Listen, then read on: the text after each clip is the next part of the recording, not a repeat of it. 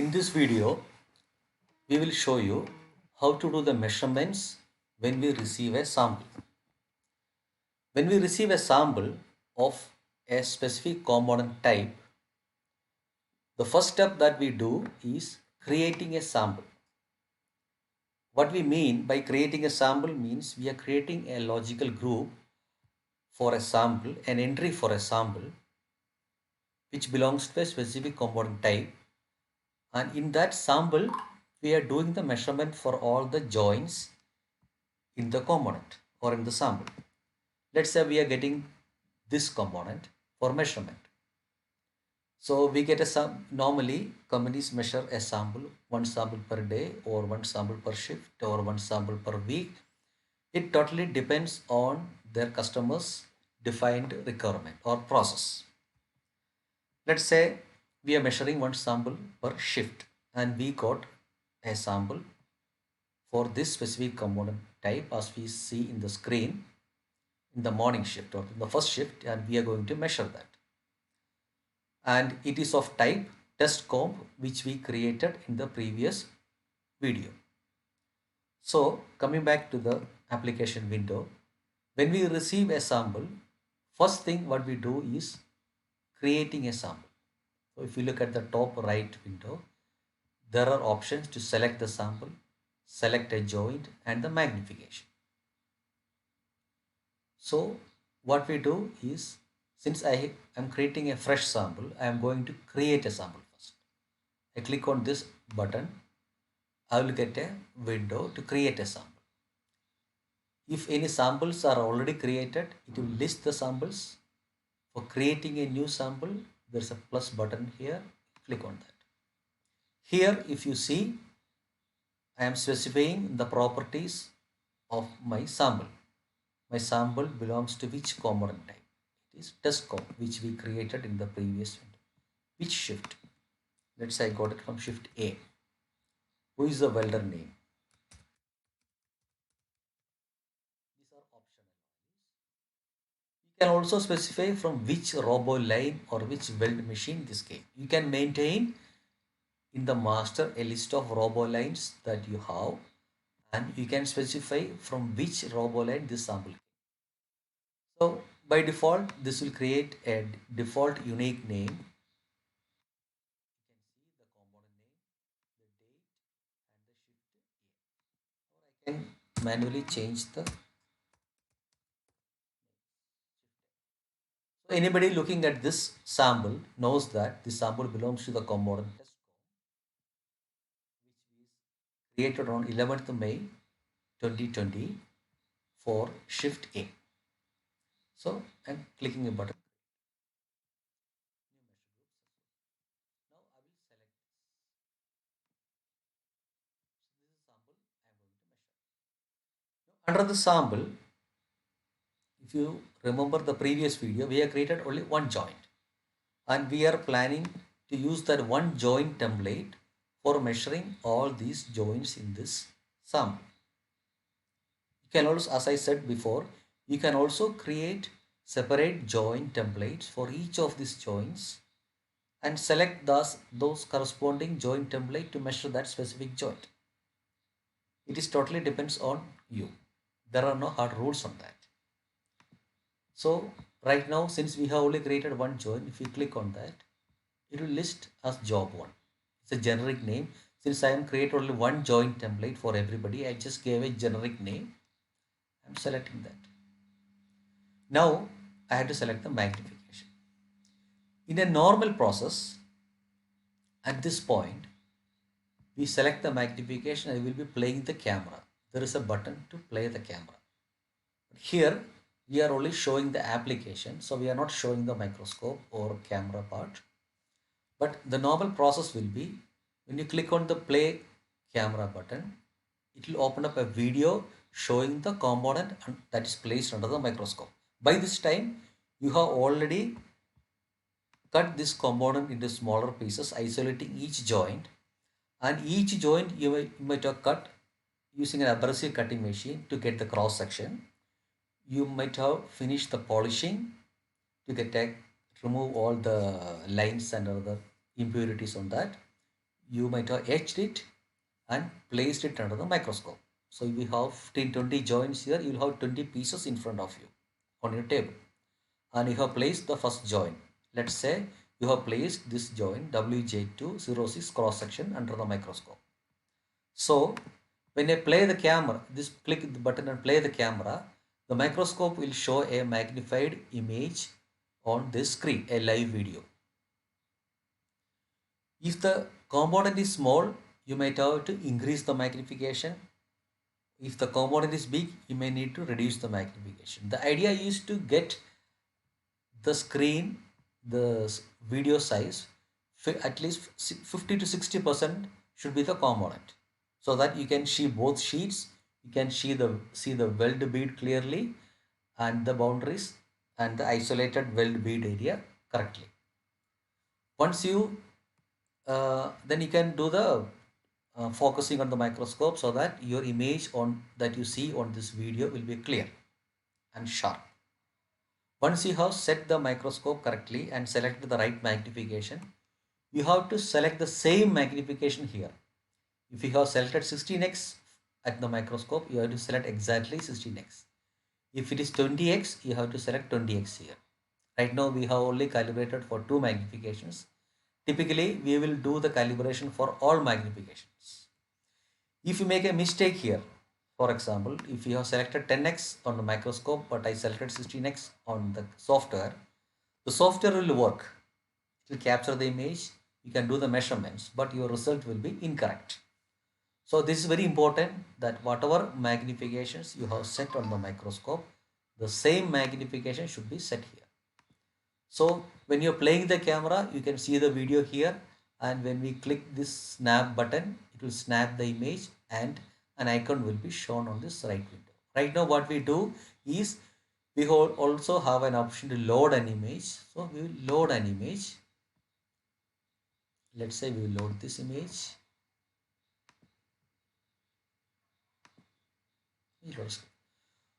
So if you are capturing the image, it will be something like this. When you click on the snap button, the image will be snapped and an icon will come here. You will get a message that image captured successfully. Now you click on this image, it will open the image on the main screen. If you click on this clear button, it will clear everything. If you click again on the icon, it will show you. Now if you see below, see, when we defined the component template, these were the parameters that you selected for this join template. If you remember, we also set the expected values and tolerances while defining the component template, and they will be loaded automatically here. If you want to make any changes, you can make the changes here. If you have not set any master, let's say root penetration, let's say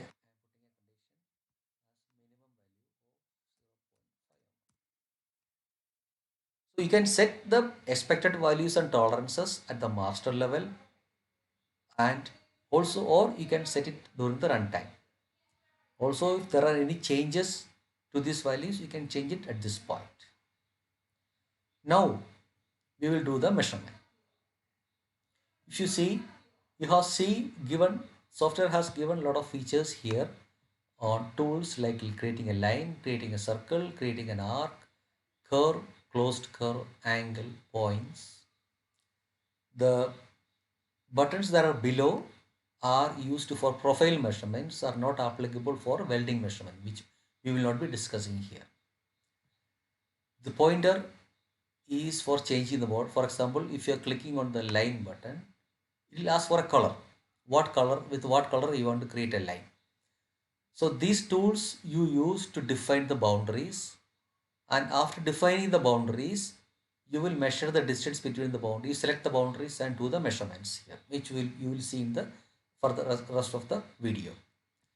You can select a color here, whatever color. You can select any color. If you see here, my mode is line. Now whenever I am clicking on this screen, the system is assuming that I am going to create a line. If I have finished my definitions, I can click on this pointer button. This means my mode is cancelled. Now if I click on my screen, it doesn't do anything. If I'm clicking back again, I'm again moving line mode. If you have noticed, it hasn't asked the color this time because in the previous step we already set the color. So by default, if you have set the color, selected any specific color, it will not ask again. But you have an option to change it. For example, there is a more option here. There are more options. Color. You can set the color to some other values, blue or red or anything. I'm selecting red here so that it is more visible. But we can change the color at any point using this option. Now this will give you a zoom window. If I click on this button, my zoom window will open. Zoom window, I can do by magnification. What it will do is it will magnify my mouse window. So wherever my mouse is moving, there's a red dot in this small window is my mouse point. It will show a magnified view so that I can select my boundaries accurately. Now I'm defining a boundary here. This is my sheet boundary. I'm creating a boundary here. Created a line. Similarly, I can create a line here. This is my next boundary. If you see, there are two ways to create this boundary. Either you can create a point and click here, but you don't have any idea where this line is because this is hidden because of this weld bead. So what will I do? I will click on pointer. My mode is cancelled. I right click on this option. I delete it. What will I do is I'll create a line here. A line that is parallel to this point. Now I cancel the mode and I will click and drag this line to this point because the reason is this part and this part will always parallel. So these are some options that I am showing you so that you will get an idea about the features and options that you are going to have. System then will automatically find out the intersection points. Now if you see, this is the weld bead, my profile of the weld bead, my penetration here, and this is my penetration on this point. So what will I do? I will create a curve here. I can, now I'm in the curve mode. So I will just click through the boundary.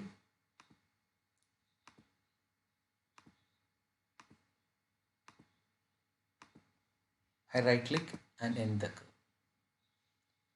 I can also create a point. Now the advantage with the curve is that I can always get the distance, the smallest or largest distance between the line and a curve. System will automatically scan this curve and find the deepest point so that I don't need to automatically select the deepest point to get the penetration. I can optionally also define a point. We will do that option for the second penetration. I will select a point tool. So I defining a point. I am looking at this profile and selecting a point which I feel is the deepest point for my penetration. Now I will select the boundaries for my root penetration. Root penetration is this point, the midpoint, the 45-degree angle midpoint between this and this. This is the throat, the peak point. Similarly, my leg boundaries from this intersection to where this bead ends is my leg distances. So I'm selecting the boundaries there. So now I have finished defining my boundaries. So I'm nullifying my mode. So I'm not in any mode. I don't need this. Now I have defined my boundaries. If you see here, system already give you the date, at what date and time you have captured this image. Now I am going to measure. I click on compute. I get this menu option. I'll say distance between L1 and R1. So I select L1. I select U1, sorry, the row. And I will tell the longest distance because I want to get the deepest point here. So system will scan it and give you the deepest point here. If you see, you click and drag these points here.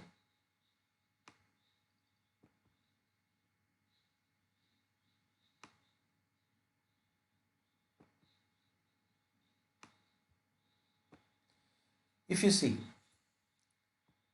it is 1.637, but my expected value is 1. My tolerance is, so my expected range is 0.8 to 1.2, whereas my actual value is outside that, so it give me a fail condition. But if you see, I'm just manipulating it so that you will get an idea about how it works. Now it is pass. When I put the expected value is 1.5, so my range is 1.3 to 1.7. It is within the range, so it is pass. I'm entering my sheet thickness, let's say it's 3 mm. So system automatically calculated the percentage penetration, which is within my range, so I got a pass. Similarly for depth 2, it is between L2 and P1.